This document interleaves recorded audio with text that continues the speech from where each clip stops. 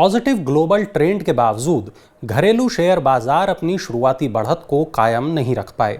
लगातार तीसरे दिन भारतीय शेयर बाजार गिरावट के साथ बंद हुए। बीएसई सेंसेक्स 241 अंक और एनएसई निफ्टी 71 अंक गिरकर बंद हुआ। नमस्कार, मैं हूं वरुण। स्वागत है आपका मनी 9 पर। आप देख रहे हैं अपना पसंदीदा prime time show money time, जहां आपको मिलती हैं अपनी जेब, अपनी जिंदगी से जुड़ी पर्सनल फिनेंस, बिजनेस और कारपोरेट जगत की बड़ी खबरें। चलिए शुरू करते हैं आज की खबरों का सफर। और आज की पहली खबर सुनकर आपको मिल सकती है शायद थोड़ी राहत, क्योंकि सीएनजी की कीमतों में कमी आ सकती है। आने वाले दिनों में आपके घरों में आने वाली पाइप्ड गैस, सीएनजी के दाम कम हो सकते हैं। दरअसल अफोर्डेबल नेचुरल गैस पर कैबिनेट नोट का ड्राफ्ट तैयार हो गया है। इसे जल्द ही संबंधित मंत्रालयों को भेजा जाएगा। किरीट पारिक कमेटी की रिपोर्ट के आधार पर इस ड्राफ्ट को तैयार किया गया है। पिछले महीने सरकार को सौंपी गई रिपोर्ट में गैस कीमत 4 से $6.5 प्रति यूनिट रखने की सिफारिश की गई है। अब जो खबर मैं आपको बताने जा रहा हूं वो डायबिटीज और कैंसर के मरीजों को राहत पहुंचाने वाली है। सरकार ने कई दवाइयों के दाम में कटौती की है। साल में ये 5वीं बार है जब दवाओं के दाम घटाए गए हैं। नेशनल फार्मास्यूटिकल प्राइसिंग अथॉरिटी यानी एनपीपीए ने कैंसर, डायबिटीज, बुखार और हेपेटाइटिस समेत कई गंभीर बीमारियों के इलाज में काम आने वाली दवाओं के दाम 40% तक कम कर दिए हैं। और इसके साथ ही जरूरी दवाओं की लिस्ट में शामिल करीब 119 दवाओं के दाम तय कर दिए गए हैं। बुखार में काम आने वाली दवा पैरासीटामोल के दाम 12% तक कम हो गए हैं। बढ़ते हैं अगली खबर पर। अगर आप सरकारी कर्मचारी हैं तो हमारी ये खबर खासतौर पर आपके लिए है। वित्त मंत्रालय ने केंद्रीय कर्मचारियों की पेंशन गणना संबंधी शर्तों को अधिक स्पष्ट कर दिया है। नियमों के अनुसार केंद्रीय कर्मचारियों को पेंशन पाने के लिए कम से कम 10 वर्ष सेवा करना अनिवार्य होता है। लेकिन जो कर्मचारी इस अवधि के पूरे होने से पहले ही नौकरी से बाहर हो चुके हैं या छोड़ चुके हैं, उनके लिए सरकार ने पेंशन गणना को लेकर शर्तें साफ कर दी हैं। विभाग ने कहा कि जिस केंद्रीय कर्मचारी ने 9 साल और 9 महीने या उससे अधिक लेकिन 10 साल से कम समय तक काम किया है, उसकी क्वालिफाइंग सेवा 10 साल मानी जाएगी और वह नियम अनुसार पेंशन पाने के लिए पात्र होगा। अब खबर है आगामी बजट से जुड़ी हुई। विशेषज्ञों ने सरकार को सुझाव दिया है कि कर आधार बढ़ाने के साथ ही उपकर और अधिभार को खत्म करना चाहिए। Research institute think change forum ने कहा कि कर अनुपालन में सुधार और कर दरों में कमी करने पर भी सरकार को विचार करना चाहिए। विशेषज्ञों की राय है कि आर्थिक वृद्धि को गति देने और विकासात्मक गतिविधियों में निवेश करने के लिए सरकार को कर राजस्व बढ़ाने की जरूरत है।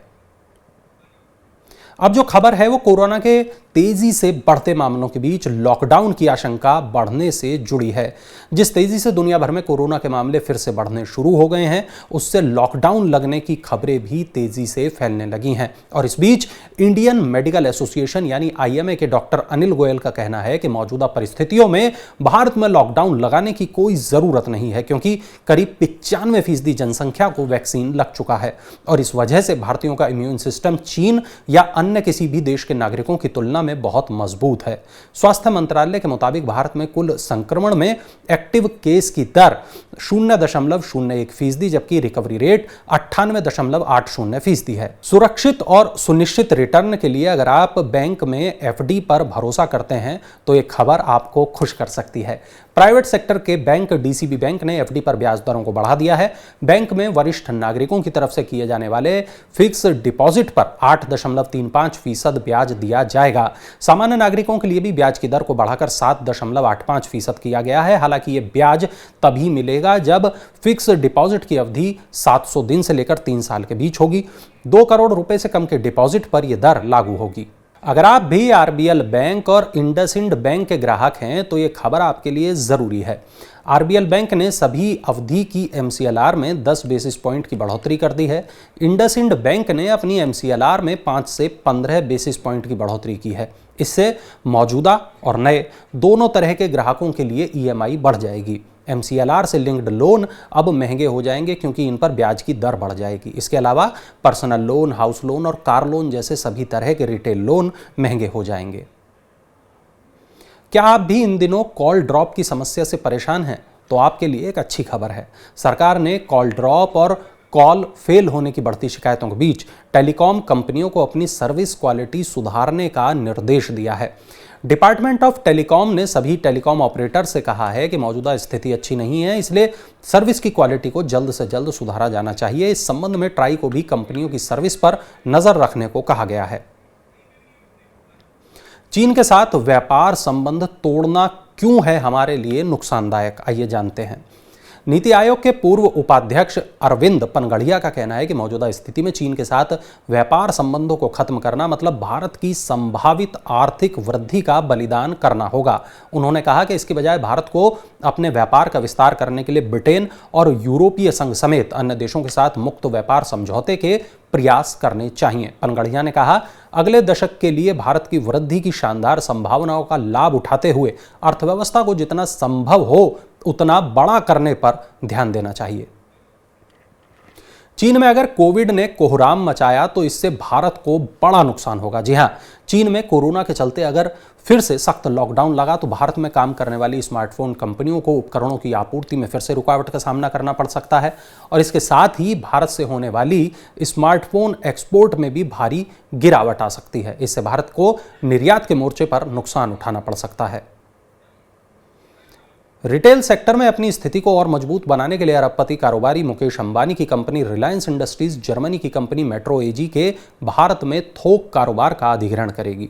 यह सौदा 2850 करोड़ रुपए में होगा। रिलायंस के देश में 16,600 से ज्यादा स्टोर हैं और एक मजबूत थोक कारोबार कंपनी के अधिग्रहण से देश में इसकी स्थिति और मजबूत हो सकेगी। भारत के रिटेल बाजार का आकार 60 लाख करोड़ रुपए है, जिसमें 60% हिस्सा खानपान की वस्तुओं और किराना का है। तो आज के लिए बस इतना ही। उम्मीद है हमारा ये कार्यक्रम आपको जरूर पसंद आया होगा। अगर आप इस तरह की और काम की खबरों को सुनना और देखना चाहते हैं तो YouTube पर हमारे चैनल को जरूर सब्सक्राइब कर लें और नीचे कमेंट कर अपनी राय से हमें अवगत जरूर कराएं। अगर आप मनी9 के अन्य खास कार्यक्रमों को भी देखना चाहते हैं तो मनी9 के ऐप को भी डाउनलोड कर लें। अब आपसे मुलाकात होगी कल यानी शुक्रवार को। तब तक के लिए शुभ रात्रि।